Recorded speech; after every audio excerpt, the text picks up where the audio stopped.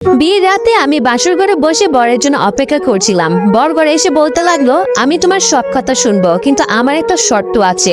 তোমার ইচ্ছে পূরণ করার সময় ঘরে লাইট বন্ধ করে রাখতে হবে। যদি তুমি লাইট জ্বালাও তবে আমি তোমাকে ডিভোর্স দিয়ে দিব। যখনই আমার কাছে আসতো আমার বর, তখনই আমার খুব অদ্ভুত লাগতো আর আমার শরীর খারাপ লাগতো। একদিন রাতে আমি আমার পাশে লাইট রেখেছিলাম। যখন আমার বর আমার পাশে এলো, আমি আমার বরের মুখের ওপর লাইট জ্বালালাম। তখন আমি ভয়ে চিৎকার করে উঠলাম, কারণ আমার বয়স তখন সবেমাত্র 18 ছিল।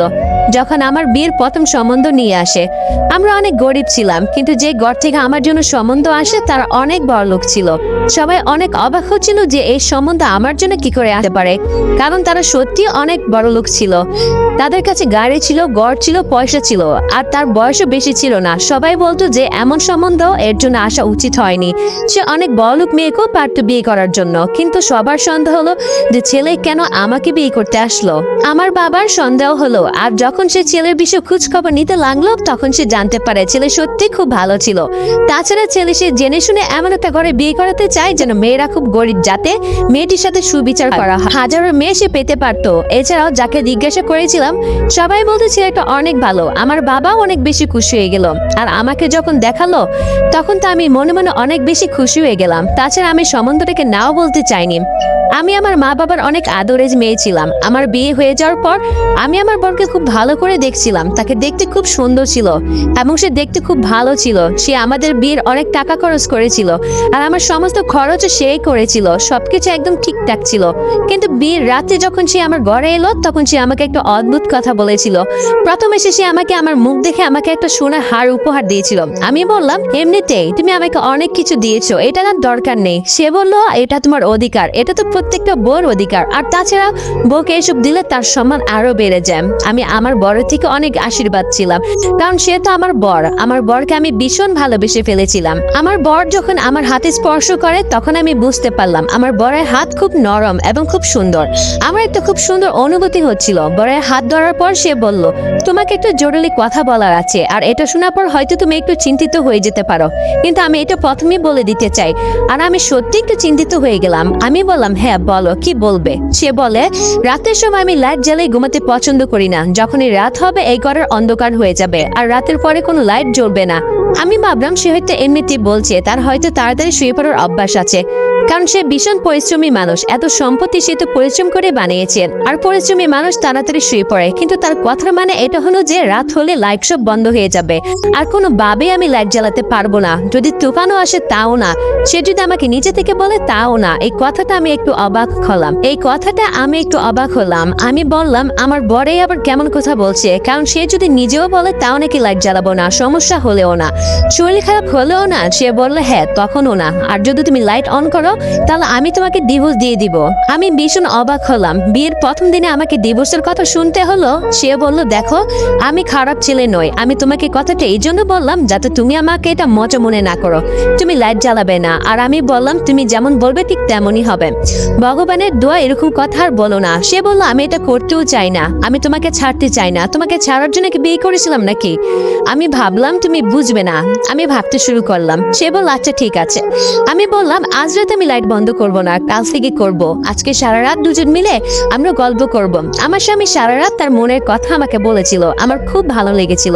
তারপর আমরা ঘুমিয়ে গেলাম। তাছাড়া আমি এমনিতে ভীষণ ক্লান্ত ছিলাম। পরের দিন আমার মা বাবা জলখাবার নিয়ে এসেছিল। তারাও বললো এই কথা কাউকে না বলার জন্য। আমাকে আমার মা বলেছিল যে বউ বর এক অপরের জন্য হয়, তাদের মধ্যে যাই হোক না কেন সেটা অন্য কাউকে বলতে নেই, পরের কথা কখনো বাইরে বলতে নেই। এই সমস্ত কথা আমার মাথায় ছিল, আমিও সেখানে কিছুই বলতাম না। রাত হওয়ার পর যখন আমি ঘরে গেলাম, তখন সে বলল, আমি লাইট বন্ধ করে দিচ্ছি আর আমি বাথরুমে যাচ্ছি, তুমি বিছানা গোছাও। সে বাথরুমে চলে গেল। আমি শুধু তার শব্দ শুনতে পাচ্ছিলাম, দেখতে পাচ্ছিলাম না, কারণ ঘরের লাইট তো বন্ধ ছিল, আর এত অন্ধকার ছিল যে আমি নিজের হাতও দেখতে পাচ্ছিলাম না। তো বরকে কি করে দেখবো? কিছুক্ষণ পর সে আমার পাশে এসে শুয়ে পড়লো। আমি কিছু একটা বলতে চাচ্ছিলাম, তখন সে বলল, শব্দ করো না। সকালবেলা আবার সব ঠিক ছিল। যখন আমার চোখ খুললো তখন আমার বর ঘরে ছিল না, বাইরে বসে খবরের কাগজ পড়ছিল। আমি তাকে বললাম, ক্ষমা করো, করো, আমার ঘুম এসে গেছিল। সে বলল এটা কোনো ব্যাপার না, আমাকে 9টার সময় অফিসে যেতে হবে, এখন তো সবেমাত্র 7টা বাজে, তুমি ধীরে সুস্থে ফ্রেশ হয়ে আমার জলখাবারটা বানিয়ে দাও। আমি বললাম ঠিক আছে। জীবনটা এভাবে ঠিক চলছিল, সবকিছু একদম ঠিক ছিল, কিন্তু অন্ধকারের কথাটা আমি এখনো বুঝতে পারছিলাম না। আমাদের বিয়ের একটা নেমন্তন্ন ছিল, আমরা সেখানে গিয়েছিলাম, সেখানে অনেক কিছু অদ্ভুত ঘটনা ঘটে। এই বিয়েতে আমাদের বরের বন্ধু একজন আমাদেরকে নিমন্ত্রণ করেছিল। রাস্তায় আমার বর আমাকে বলল তার বন্ধুরা আত্মীয়রা কেমন সে আমাকে বলতে চায়। আমি বললাম হ্যাঁ বলো। আমি এমনিতেও তার বন্ধুদের সম্পর্কে খুব বেশি জানতাম না। সে বলল আমার এই বন্ধুটা ছোটবেলা থেকে আমাকে সে দেখে খুব হিংসা করে, এই জন্য সে যদি কোনো উল্টাপাল্টা কথা বলে তার কথায় কান দিবে না। আমি বললাম ঠিক আছে। তারপর বিয়ে বাড়িতে যখন আমরা খাবার টেবিলে বসতে যাব তখন বলল যে আপনি আমার বউর সাথে বসেন। আমি বললাম ঠিক আছে, আমরা তো আলাদাই বসতাম, কিন্তু খাওয়ার সময় আমরা একসাথে বসলাম। আমার বরের বন্ধু সতীশ আমার বরকে বলল তোমারও বিয়ে হয়ে গেল। এই কথা শুনে আমি কিছুটা অবাক হলাম। তখনই তার বউ বলল যে কি কথা বলছো এসব, তোমারও তো বিয়ে হয়েছে, এতে সমস্যা কি? আমি বলতে চাচ্ছি সে তো একা থাকার, একা লোককে কে মেনে নেয়? এই বলছে জোরে জোরে হাসতে থাকে আর আমার বরের অসম্মান করতে থাকে। এমন কেন বলো যে তোমারও বিয়ে হয়ে গেছে? আমার বরের মধ্যে কোনো কিছুই কমতি ছিল না, আর তাদের ঘর তো আমাদের ঘর থেকে ছোট ছিল, খুব একটা ভালো পোশাকও পরেছিল না, তবে তার অহংকার কেন ছিল? আমার বর বলল আমার সাথে সে সবসময় হিংসা করে, কিন্তু আমি তো এটা বুঝতে পারছিলাম না যে হিংসাটা কিসের জন্য। তার তো আমার বরের আশেপাশে থাকার কোনো যোগ্যতা ছিল না। আমার বরকে কেউ কিছু বললে আমার ভীষণ রাগ হতো, ভালোবাসা ছিল কিনা আমি জানি না। আমার বর বলল আমি আরেকটা কথা বলতে ভুলে গেছিলাম, যে রাতে যখন ঘরে লাইট বন্ধ হবে তখন তুমি আমার সাথে কথা বলবে না, যা কথা বলার আছে হয়তো আগে বলবে হয়তো পরে। আমি বললাম অদ্ভুত ব্যাপার, তোমার কি রাতে কথা বলতে ইচ্ছে করে না? আমার বর বলল কথা তো আমরা আগেও বলতে পারি তাই না, মানুষ ঘরে শোয়ার জন্য যায়, কথা বলার কি দরকার আছে? আমার সবসময় ইচ্ছে ছিল সারাদিন কাজ করার পরে যখন ঘরে যাব তখন ঘরের অল্প আলোতে আমার বরের কাঁধে মাথা রেখে তখন মনের সব কথা বলবো, কিন্তু আমার বর বলল বেশি কথা বলার দরকার নেই, যা কথা বলার আগেই বলে নিবে। সে এমনিতে খুব ভালো ছিল, কিন্তু তার কিছু কিছু কথা আমার খুব অদ্ভুত লাগতো। একদিন আমি ঘরে একা ছিলাম, তখন তার একটা আত্মীয় আসে, তখন বলে যে আচ্ছা আমার ছেলেকে বিয়ে করে নিয়েছো? আমি বললাম হ্যাঁ বিয়ে হয়েছে। আমি বললাম তুমি কে? তখন সে বললো আমি তার পিসি। আমি বললাম আমাকে তো বলা হয়েছিল তার কোনো আত্মীয় নেই। পিসি বলল আমি কি মরে গেছিলাম নাকি? তার কাকা আছে, সে কিভাবে বলতে পারে যে তার কেউ নেই? তুমি নিজে থেকে বলছো না তো এসব? এটা ভেবো না যে ছেলেকে একা বলো তার থেকে তুমি সব কবজা করবে, আমরা এখনো বেঁচে আছি। আমি বললাম না না না এমন কোনো কথা নেই, আমি এবং আমার বাবা আমাকে বলা হয়েছিল যে তার পৃথিবীতে কেউ নেই, সে একা।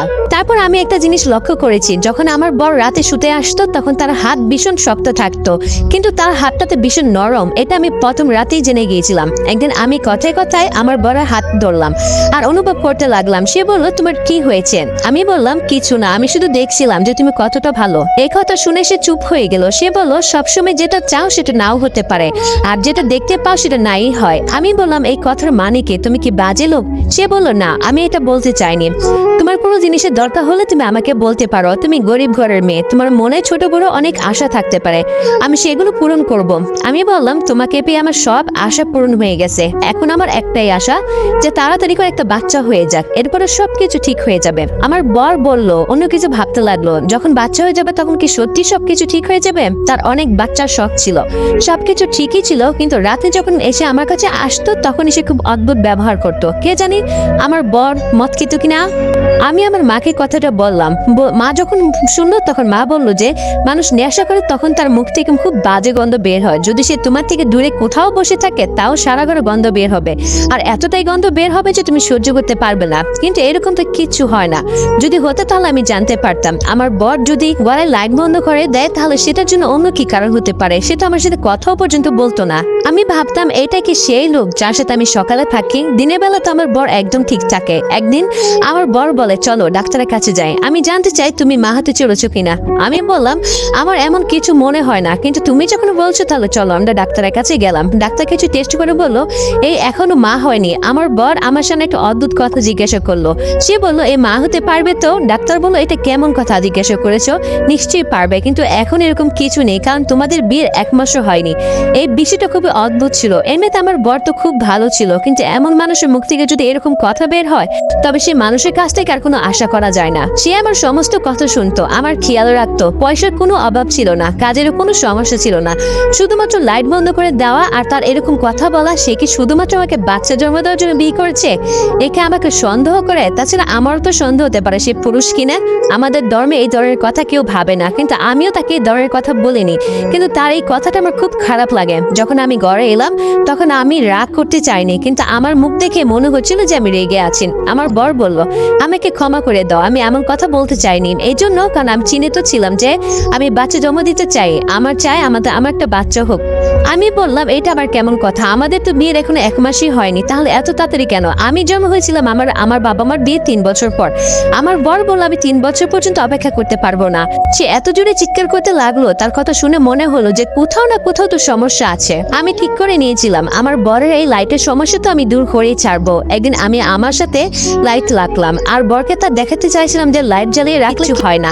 আর আমার বর যখন ঘরে এলো, সে তখন লাইট অফ করে আমার পাশে চলে আসলো। তখন সে তার হাত আমার কাঁধে রাখলো, আমাকে নিজের কাছে নিল। আমি আচমকা লাইট জ্বালিয়ে দিলাম, আর যখনই তার চোখের সামনে লাইট পড়লো তখন আমার লোম খাড়া হয়ে গেল। আমি চিৎকার করে উঠলাম, কারণ যে লোকটি আমার পাশে ছিল, যে আমাকে স্পর্শ করার চেষ্টা করেছিল, সে তো আমার বরই নয়। কে জানি, প্রথমবারের জন্য দেখেছিলাম। আমি ভীষণ ভাবে চিৎকার করছিলাম। সে আমার মুখে হাত চেপে ধরলো। আমি ওখান থেকে যখনই পালাতে গেলাম, সে আমাকে একটা চড় মেরে বসলো। আমি বাইরে থেকে দৌড়ে পালালাম। আমার বর বাইরে বসেছিল, সে আমাকে এরকম অবস্থা থেকে অবাক হয়ে গেল, আর আমিও তাকে দেখে অবাক হয়ে গেলাম। সে যখন দেখলো আমার উপরে হাত ওঠানো হয়েছে, তখন সেও রেগে গেল এবং তার সাথে ঝগড়া শুরু করলো।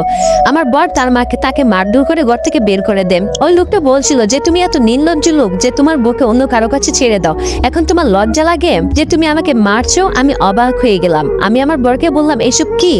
আমি তার কলার ধরে বললাম, তুমি কি আমাকে বেচতে চাইছো? আমার বর বললো, এমন কিছুই নয়, আমি তোমাকে সব বলছি। সে আমাকে বললো, আমি পুরুষ না, আমি তোমাকে সেই খুশি দিতে পারবো না যা বর বউকে দেয়। সেই ক্ষমতা আমার নেই, তার জন্য আমি ভীষণভাবে লজ্জিত। সবাই বলতে নিশ্চয়ই আমার মধ্যে কোনো সমস্যা আছে, যার জন্য আমি বিয়ে করছিলাম না। আমার কাছে সম্পত্তি আছে, কিন্তু আমার ভীষণভাবে দুর্বল হয়ে পড়লাম। আমার কাছে সবকিছু থাকলে আমার কাছে সেই ক্ষমতাটাই ছিল না। সেজন্য আমি একটা গরিব ঘরে মেয়েকে বিয়ে করি, যার আগে পরে কেউ নেই, আর যদিও থাকে তারা কিছু জিজ্ঞাসা করতে পারবে না। সেজন্য আমি তোমাকে বিয়ে করি। আর আমি আমার একটা বন্ধুকে বলেছিলাম সে যেন বাচ্চা জন্ম দেয়, আর বাচ্চা জন্ম হয়ে গেলে তখন আমার আর তোমার সমস্যা ঠিক হয়ে যাবে। তাহলে তুমিও এটাই জানবে যে বাচ্চাটা তোমার। আর তারপর যদি তুমি আরো বাচ্চা চাইতে, তখন আমি বলতাম যে আমাদের আর বাচ্চার দরকার নাই, সবকিছু ঠিক হয়ে যেত, আর আমার দুর্বলতা ঢাকা পড়ে যেত, আর আমরাও বাচ্চা পেতাম। এরপর আমরা স্বাধীন হয়ে যেতাম। কিন্তু তুমিও গর্ভবতী হচ্ছিলে না, এই জন্য আমার রাগ হচ্ছিল। আমি তোমাকে লজ্জায় ফেলতে চাইনি, আমার তো মন চাইছিল যে আমি তাকে চড় মারি। আমি বললাম, তুমি পুরুষ নাও বলে আমাকে অন্য কারো কাছে পাঠিয়ে দিবে? একটু লজ্জা করছিল না? তোমার মনে হয়েছিল যে গরিব ঘরে মেয়ে নিয়ে আসবো, যা ইচ্ছে তাই করবো, সবকিছু মুখ বেজে মেনে নিবে, তাই তো? কিন্তু এরকম কিন্তু কিচ্ছু হবে না। আমি তোমার সাথে থাকবো না। তুমি আজকে আমার সাথে এরকম করতে পারলে 2 দিন পর আমাকে বেচেও দিতে পারবে। তুমি সত্যিই পুরুষ নাও, তুমি মনের দিক দিয়েও পুরুষ নাও। এই কথা শুনে সে আমাকে চড় মেরে বসলো। তখন আমি অবাক হয়ে গেলাম, ভুল ছিল তার, আর হাতও সে আমার উপর তুললো। আমি বাড়ির দিকে রওনা দিলাম, আর আমি আমার বাড়ির লোককে সবটা বলে দিয়েছিলাম। তারা আমার অবস্থা থেকে ভীষণ চিন্তিত ছিল। আমি তাদেরকে বললাম, আমি গরিব হতে পারি কিন্তু নির্লজ্জ নয়। আমি তার কাছে ফেরত যাব না, আমি তার কাছ থেকে ডিভোর্স চাই, আমি তার সাথে থাকবো না। আমার মা এভাবে কাঁদতে লাগলো যে আমার মেয়ের সাথে কত খারাপ হয়ে গেল। 1 মাস পরে আমি ডাক্তারের কাছে গেলাম।